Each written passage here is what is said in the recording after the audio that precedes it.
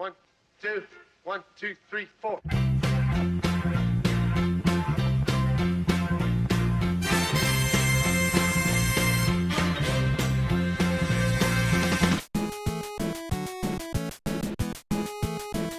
The Blues Brothers.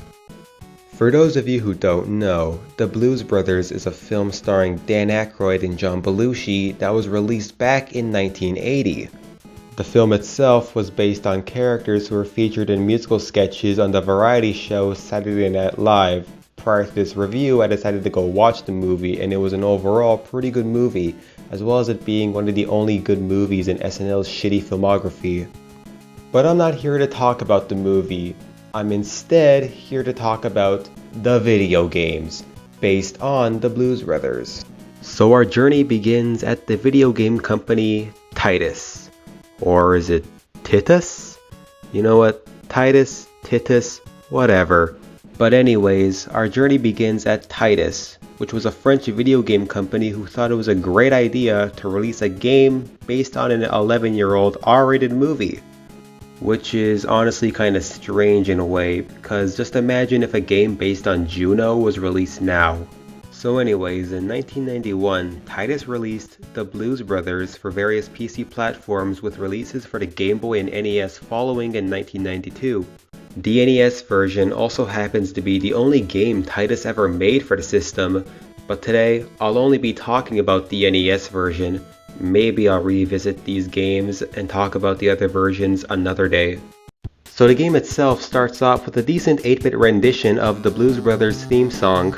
So in the game itself, you are given the option to play as either Jake or Elwood, or hell, you can even get another player for some multiplayer action. Of course I couldn't actually play with someone for this review, since who the hell would actually want to play the Blues Brothers of all games with me? You'd be better off playing something else with a buddy instead of the Blues Brothers for NES. So the first level of the game takes place in a department store, with the level being about Jake and Elwood trying to get to heaven.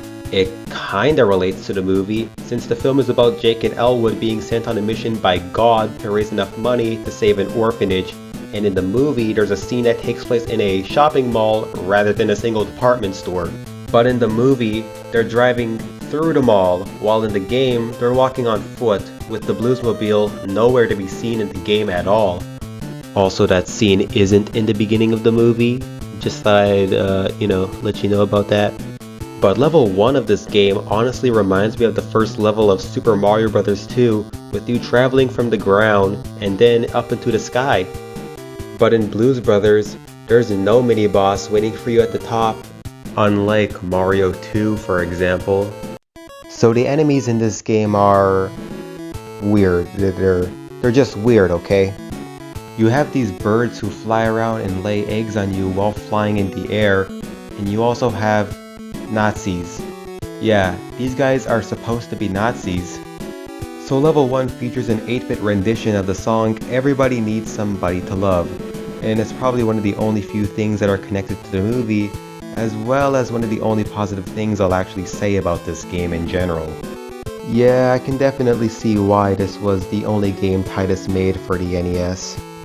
Not only because it was released late in the system's life, but because the game is just frustrating and not enjoyable at all in general. The game itself was so infuriating that I gave up on the second stage. Yes, I'm not kidding at all, I really gave up on level 2. And I tried so hard to beat the game, considering that there's only 5 goddamn levels in the game, and the game itself can be beaten in less than 20 minutes or less if you can actually stand playing it in general. One of the reasons on why I find this game so painfully hard is because of how fast you can run, and that can result in you running into enemies. So I would suggest that you just walk and be cautious at all times if you don't want to get hit or die. There's also these elevating platforms that the game for some reason calls elevators. Also, if you stand on these platforms for far too long, you'll end up falling off. So I suggest that you keep jumping on the platform if you don't want to fall off. Because if you do fall off the platform, you'll either have to walk away for a few seconds or jump and wait for it to respawn. The ones that really grind my gears are the ones in water and the ones on the far right that'll take you up to the roof. The reason on why I find those the most infuriating the most is because, of course, you'll fall if you stand on them for too long. But in the water area, you'll slowly sink to the bottom of the ground, which can result in you getting hit by a Nazi, who can for some reason breathe underwater. Also, why can't Jake and Elwood swim? Instead, they just slowly walk underwater without drowning. Getting on that damn platform might be the real problem, considering that the Blues jump so high in water that it can be a pain getting on that platform, since it moves up and down. Since I'm currently talking about the water area, I gotta mention that for some reason there's a green cartoony shark wearing goggles and sea urchins who follow you around like the Boos from Mario 3 or the Tellys from Mega Man 2. I gotta give props to Titus for being very faithful to the source material, because I remember the scene where Jake and Elwood are getting chased by sharks and floating sea urchins. Level 2 of the game is set in a warehouse, and if I thought level 1 was bad, oh boy, this level is a much bigger pain in the ass because it essentially acts as the ice level due to how slippery the floors are. And I thought the controls themselves felt slippery in the first level. I should also mention that there's spikes on the floor and the ceiling, with the latter being the most infuriating as hell considering that they're placed directly above the ladders. This can be a problem since whenever you hold the run button while climbing, you'll climb up extremely fast, which results in you jumping and getting hit by the spikes directly above you. Also, I'm starting to question on who the hell would actually want to work in this warehouse that has slippery floors covered in ice with spikes everywhere and no stairs in sight, like at all. So like the first level that features sea urchins, giant birds, and a shark, this level just features a green monster sitting there at the beginning of the stage. You know, fits in with all the other shit that was just made up for this game that was never in the movie at all. I actually got pretty close to beating the stage and moving on to level 3, but I ended up getting a game over, and the game was so bad and hard that it wasn't even worth starting over from the beginning of the game. I'd rather spend my time playing actual good games or complaining about old video games that nobody cares about on the internet. So to quickly tell you about the other 3 stages in the game. Level 3 is set in a prison with spikes, giant spiders, and floating platforms. Level 4 is set in the sewers that feel ripped right from the original Ninja Turtles game on the NES, and it also features cartoony crocodiles and warp pipes ripped right from Super Mario 3D World. Level 5 is set in the world's tallest construction site with most of the enemies from the game coming back in this level. It also looks like you need to make painstaking jumps and climb on fences. Also, the game just ends. No ending, no boss, or anything at all. The ending is very similar to Ninja Breadman in a way. So to finish on a few things I forgot to mention earlier, you have no way of attacking enemies at all. By now, I'm sure you're well aware that this game has absolutely nothing to do with the movie, and I honestly wouldn't be surprised if Titus was making their own original game until they got the rights to the Blues Brothers, and decided to just add Jake and Elwood to the game as well as adding some songs from the movie and release it the way it is. A really bad game released late in a system's life. I wouldn't recommend you actually play this game unless you want a challenge or if you're really curious about the game's quality itself. In general, you'd be better off playing a much better game that was released for the NES. So I'm assuming that the original game must have sold really well. So well in fact that Titus thought it was a great idea to make a sequel. So in 1993, we got that sequel in the form of the Blues Brothers Jukebox Adventures, released for various PC platforms and eventually for the Game Boy and later the Super Nintendo. Also, for some reason, the Super Nintendo version is just called The Blues Brothers, which is honestly really confusing since there's now 2 games with the same title that were released around the same time. Just imagine in the early 90s when someone was wanting to buy or rent this game, would have been confusing as hell for some poor store clerk. To drag on even longer, I should mention the cover, because it's literally just the cover from the first game, with the Super Nintendo version just cropping most of the art. How shameful and lazy is that? At least the Game Boy version had its own unique and different cover. Stupid Titus, so lazy of them. I can see why they went out of business and left a negative legacy behind. Oh yeah, for the rest of this review, I'm going to be referring to this game as Blues Brothers 16 because I'm not going to waste my breath saying its official long-ass title.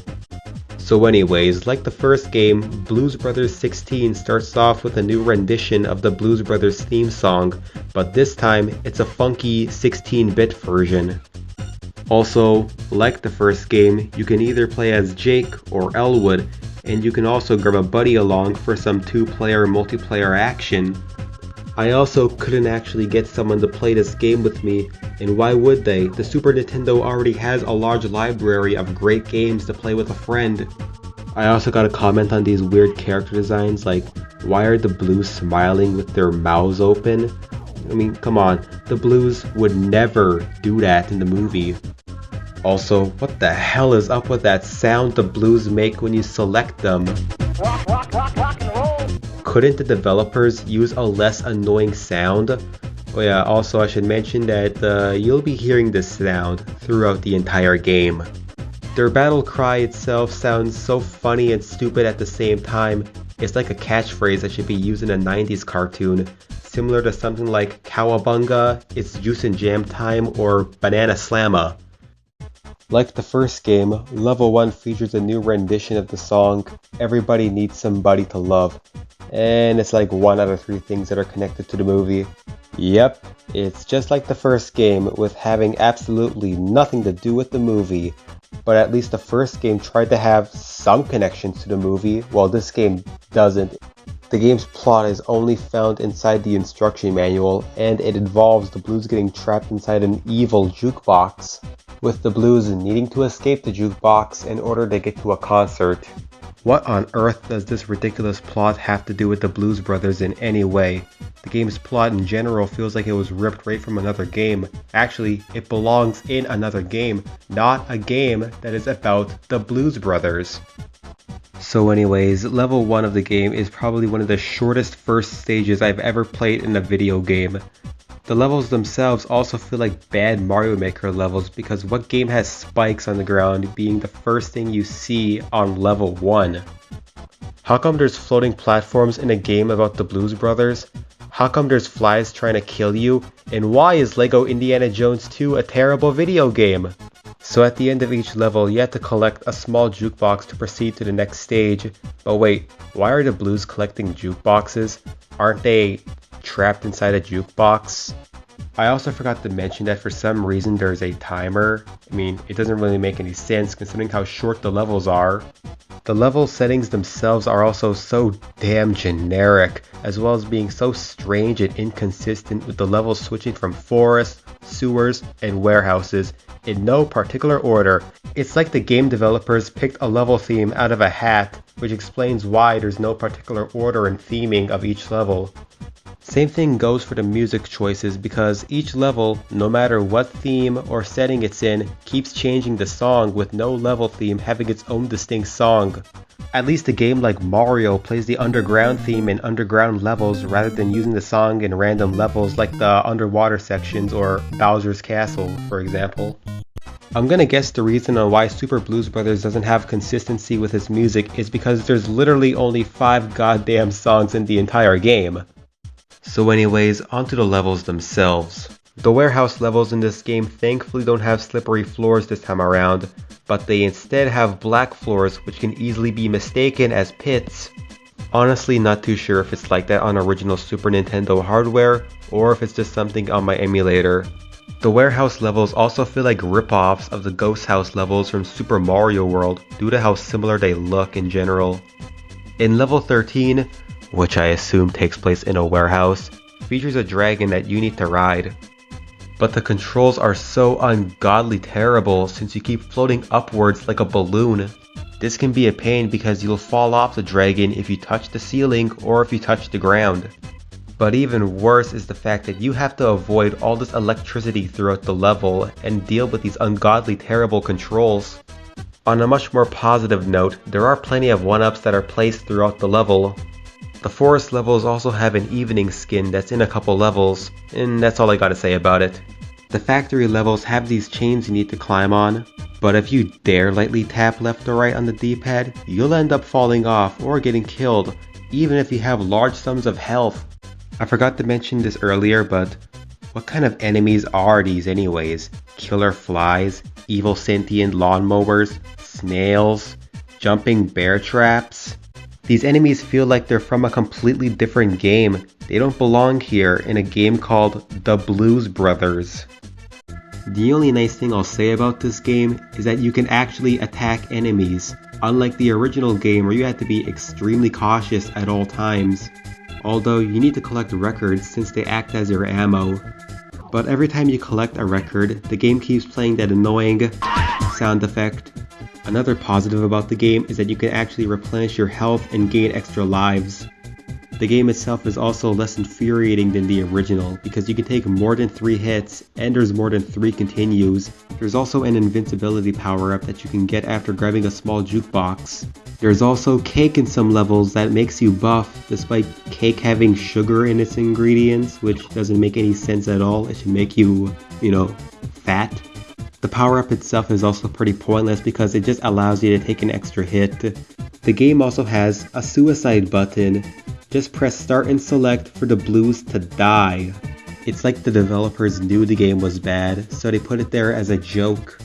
So to quickly sum up the game, it has absolutely nothing to do with the movie, just like the first game, and in general it feels more like a prototype to another game that Titus made for the Super Nintendo, Prehistoric Man.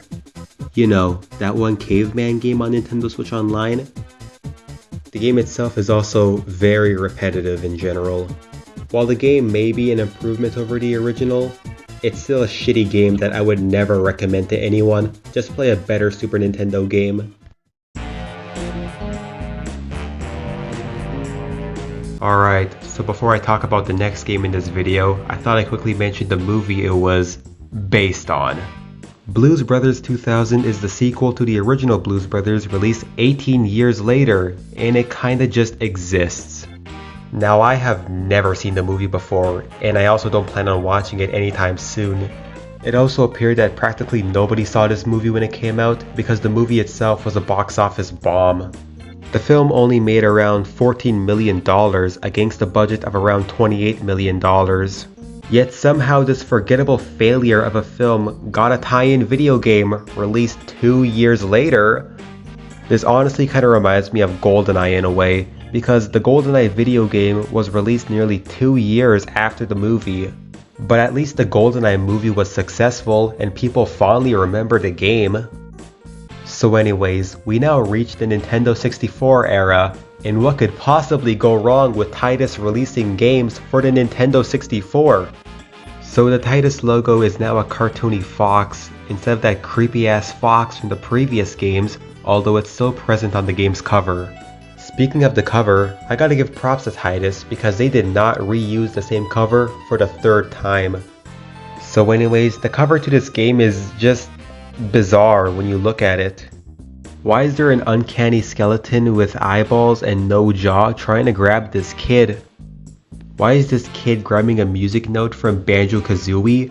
Why is John Goodman grabbing an oversized coin? Also, why are the blues in this swamp with alligators, piranha plants, a floating haunted house, and Castle Grayskull? So anyways, now that I've complained about the box art, it's about time I actually talk about the damn game. So Blues Brothers 2000 is a 3D platformer released in the year 2000 for the Nintendo 64. Like its predecessors, it has a new rendition of the Peter Gunn theme playing on the title screen. Speaking of the title screen, it's very low effort because it's just Jake standing in front of a water well. Also, why is the title in a different font and art style? So anyways, unlike its predecessors, this game actually has an in-game plot. The plot involves Elwood on a mission to get his band ready for the Battle of the Bands. But while in prison, Elwood is informed by a prison guard that the evil warden refuses to release him even though he served his sentence. The guard simply walks away and leaves a key behind, which allows you to make your escape from prison. Alright, so let's get this out of the way first. The graphics. The graphics to this game feels really boring and lifeless, It tries to have a cartoony style to it, but fails in comparison to a game like Banjo-Kazooie, for example. The character models themselves also look like lifeless dolls, and are honestly quite mediocre for the standards of the Nintendo 64. So in level 1, you need to go into multiple rooms to collect keys to proceed from one room to another. But the level design in this game is very bland and boring. You do tedious and uninteresting puzzles, like going through 3 vents in a specific order to ground pound on large buttons Mario 64 style, to make another button appear, and once you ground pound on that button, a guard comes out and you have to attack the guard in order to get the key and proceed to the next area.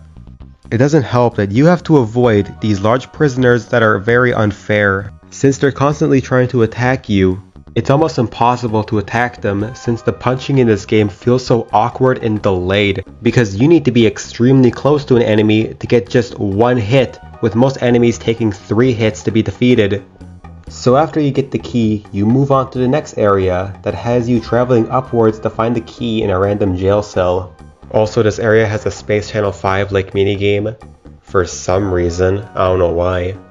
After you complete that minigame, you move on to the next area, which has you helping this nurse. So what you gotta do is stand on this platform and control the inmates with reverse controls to get to this nurse. After you do this 3 times, the nurse turns on you and starts attacking you, which means you have to ground pound on the nurse to get the key and move on to the next area. So the next area is a mini-boss, in which you have to face off against this lunch lady who plans on cooking this guy.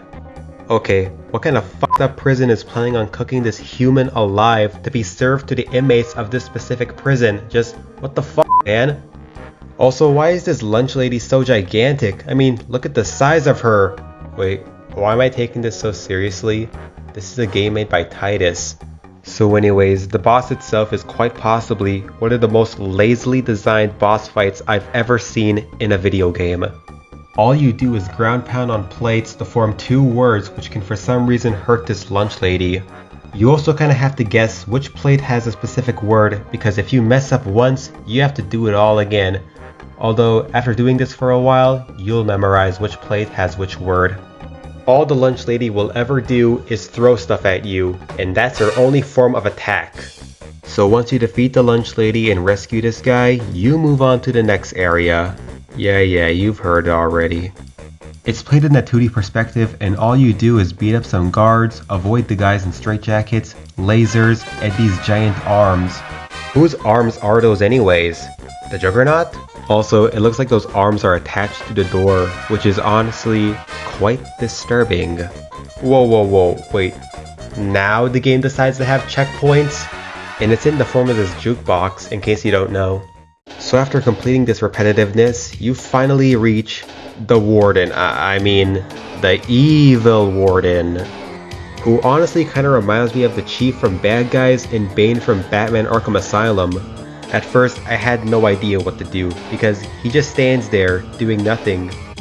But what you're actually supposed to do is, you're supposed to go walk up and talk to him, which finally starts the boss fight.